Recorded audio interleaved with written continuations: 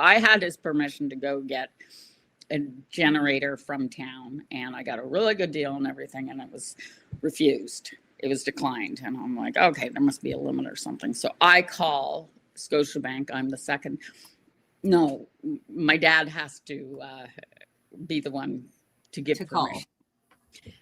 So my dad's really hard of hearing and he can't. And so I go, well, just bring him into town. I said, that's not going to happen either. So it's okay. I wound up buying one myself, but little things like that. I mean, there was the other one where he had a TFSA and he said, okay, I'm going to give my kids some money.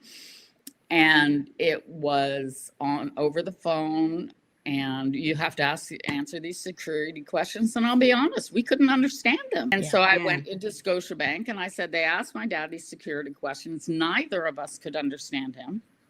I mean, we both have hearing issues, but it was very unclear.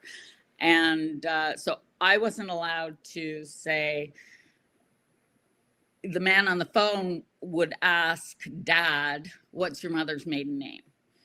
And Dad would go, what? I can't make out what you're saying. I said, can you ask me? And then I'll ask Dad. And he said, no, absolutely not allowed. And I understand the security is huge, but still there's got to be a medium way of doing it. I mean, we sign on to our bank accounts with so many security levels.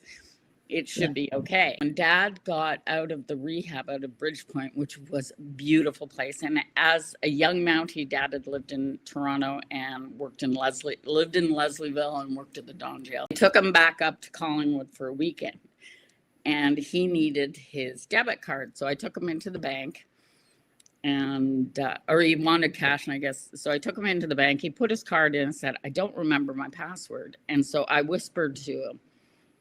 And he goes, no, that's not it. Typed in and said, okay, reset it. So I whispered the number to reset it to into his ear. And the bank lady was okay with that. I'm like, you didn't ask me for ID. You have no idea who I am. I could be anybody off the street. So you just never know when it's going to happen. The world is kind of